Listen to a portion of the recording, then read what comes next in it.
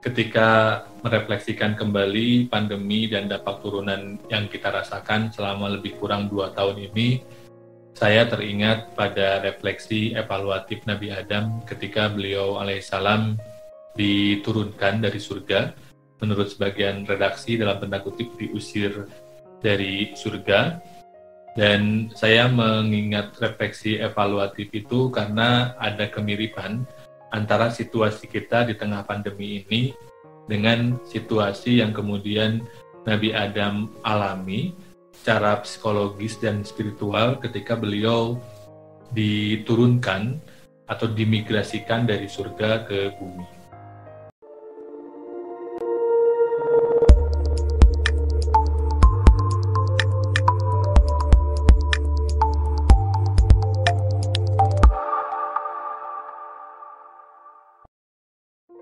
Assalamualaikum warahmatullahi wabarakatuh. Sebagaimana kita tahu, Nabi Adam dimigrasikan ke muka bumi setelah terjadi peristiwa yang melibatkan Siti Hawa, melibatkan buah huldi, dan melibatkan iblis. Sehingga kemudian sebagian narasinya adalah bahwa Nabi Adam melakukan dosa, melakukan kesalahan yang Nabi Adam butuh untuk menebus kesalahan itu sehingga dihukum oleh Allah, diusir dalam tanda kutip dari surga. Secara pribadi, saya meyakini narasi tersebut sebagai bahwa pada akhirnya, terlepas dari terjadi atau tidak terjadinya peristiwa buah huldi tadi, Nabi Adam pada akhirnya memang akan dimigrasikan ke muka bumi. Tetapi qadarullah, kodenya Allah kemudian menetapkan bahwa terjadi peristiwa buah huldi tadi. Singkat cerita, ketika Nabi Adam diturunkan ke muka bumi, Nabi Adam demikian menyesal sehingga kemudian Nabi Adam bertaubat kepada Allah, yang doanya hari ini kita kenal betul. Rabbana zolamna anfusana wa illam taghfir lana wa tarhamna lanakunanna minal khosirin. Ketika saya melihat kembali doa tersebut, saya terenyuh betapa kompleks dan dalamnya, betapa filosofisnya doa tersebut. Pertama, Rabbana zolamna anfusana. Ia berisi pengakuan bahwa dosa yang dilakukan, kejahatan dalam tanda kutip yang dilakukan pada akhirnya terutama mendolimi tidak siapapun melainkan diri kita sendiri.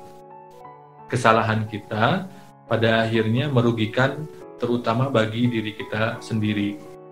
Nabi Adam memulai pertaubatannya dengan mengakui bahwa ada aspek kesalahan yang aspek kesalahan itu telah dan merupakan perilaku diskriminatif, perilaku zolim terhadap dirinya sendiri.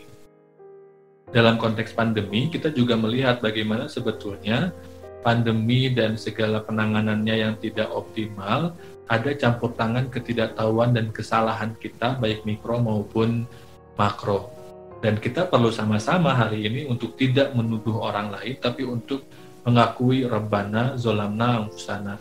Ya Allah, saya telah melakukan dosa, melakukan kesalahan, baik karena ketidaktahuan atau ketidakmautawan atau kesembronoan, yang dosa itu betul telah mengakibatkan dampak bagi orang lain, tetapi terutama dosa itu juga merupakan perilaku zolim kita terhadap diri kita sendiri. Setelah pengakuan itu, setelah keinsapan bahwa kita zolim terhadap diri kita sendiri, kemudian Nabi Adam melanjutkan, wa illam taghfir lana wa tarhamna lanakunanna minal khosirin. Kalau engkau wahai Allah tidak mengampuniku dan tidak memberikan rahmat kepadaku, sungguhnya aku termasuk orang-orang yang merugi.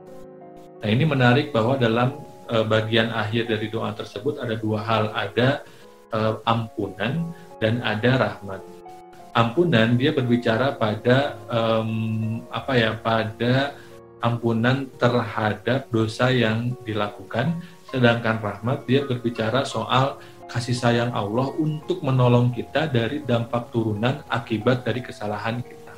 Dalam konteks Nabi Adam sadar betul bahwa kesalahannya adalah bentuk kezoliman beliau terhadap dirinya sendiri, dan untuk itu beliau meminta ampunan kepada Allah, dan selain itu juga beliau memohon kasih sayang agar setelah dosa ini beliau ditolong dari segala dampak turunan yang mungkin timbul. Kita tahu bahwa dosa kita yang kita lakukan sekarang bisa jadi berdampak pada dosa-dosa lain di masa depan, atau berdampak buruk pada kehidupan orang lain. Sehingga kita sadar betul bahwa kita sendiri tidak bisa mengandalkan semua kemampuan kita untuk memperbaiki seluruh kesalahan, untuk menolong semua orang yang mungkin terdampak karena kesalahan kita. Kita butuh kasih sayangnya. Sehingga kemudian setelah kita meminta ampunan kepada Allah, kita juga memohon kasih sayangnya untuk memandu kita, untuk merangkul kita dari dampak-dampak turunan yang mungkin timbul setelah kejahatan atau kesalahan yang kita lakukan sebelumnya. Nah, inilah kemudian kenapa saya mengingat refleksi evaluatif Nabi Adam ketika mengingat pandemi, karena kita sadar betul bahwa kesalahan yang kita lakukan itu tidak hanya zolim kepada diri sendiri, tapi juga kepada orang lain yang mungkin akan mendampakkan dampak turunan yang banyak dan kompleks dan besar, yang mungkin tidak bisa kita selesaikan sendirian, dan kita butuh kasih sayang Allah. Dan kasih sayang Allah ini tidak akan diturunkan kalau kita mula-mula tidak meminta maaf dan memohon ampunan atas kesalahan kita. Demikian, wallahu muwaffiq ila aqwamit thoriq. Wassalamualaikum warahmatullahi wabarakatuh.